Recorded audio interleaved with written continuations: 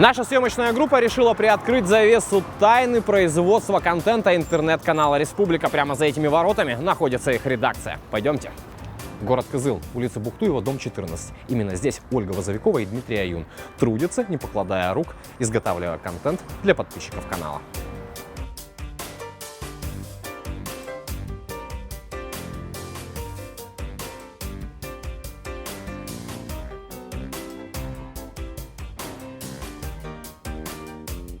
По дороге в редакцию интернет-канала «Республика» встречается, причем неоднократно, изображение Владимира Ильича Ленина, выполненное не только при помощи красок и холста, но и при помощи гипсокартона.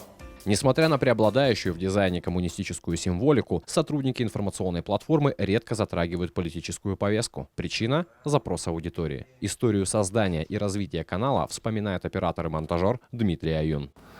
Ну вот смотрите, вообще интернет-канал «Республика» был основан в 2017 году Романом Тельмановичем.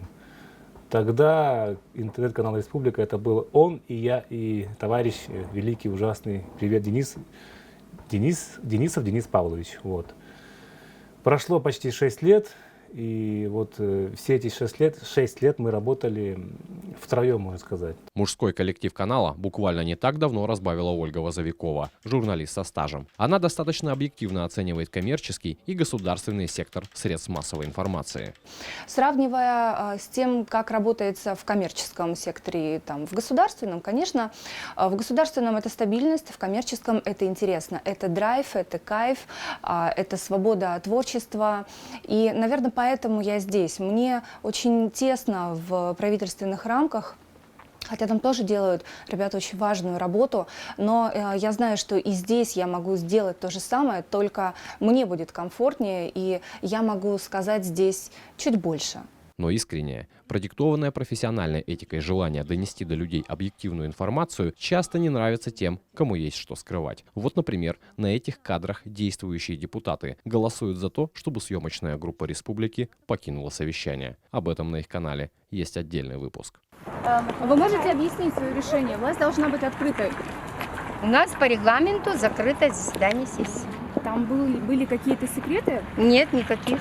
Ну, тогда, может, это общепринятые, общие, значит, государственные вопросы.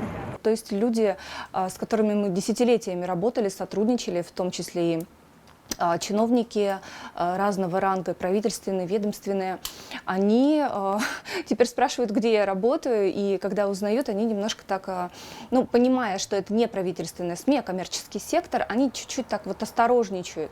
И таким образом я потеряла уже нескольких своих постоянных интервьюеров, хотя я не изменилась. Вот я осталась прежней. Говоря о правилах и принципах, тандем журналистов опирается на очень простые и понятные вещи. Нужно слушать людей. Люди всегда давали, ну, мне, по крайней мере, самые лучшие идеи для репортажей.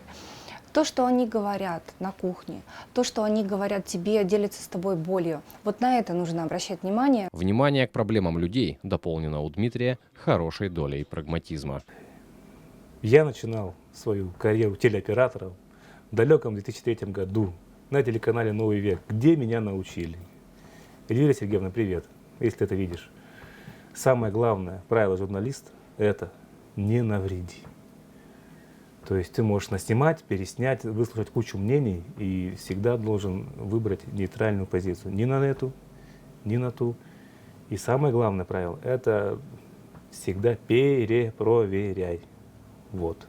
Подытоживая нашу встречу, Ольга сделала интересный подсчет. Учитывая, что у нас сейчас очень мало как такового видеоформата, то есть у нас есть две государственные телекомпании, да, это ВГТРК российская и ТУВА-24, это правительственные СМИ, и вот есть 108 канал, и теперь есть интернет-канал «Республика», то есть, ну, как бы 2 на 2, по-моему, это нормально. Вот 4 точки зрения, я думаю, что если посмотреть все, можно действительно прийти к какому-то общему знаменателю и понять, что на самом деле происходит у нас. Когда сотрудники СМИ ценят свою профессию, трепетно относятся к понятию гласности, это сразу заметно по двум простым параметрам. По реакции аудитории и поведению тех, кому больше нравится лишь имитация свободы слова, а точнее ее полное отсутствие. Но, как уже было сказано, теперь 2 на 2. и это нормально. В завершение этого выпуска хочется сказать, что да, действительно, разнообразие информационных источников, которые могут объективно показать картину населения, необходимо в ТВ. Ну и, конечно же, пожелать ребятам удачи. Александр Петрушин, Марат Макей, 108 канал.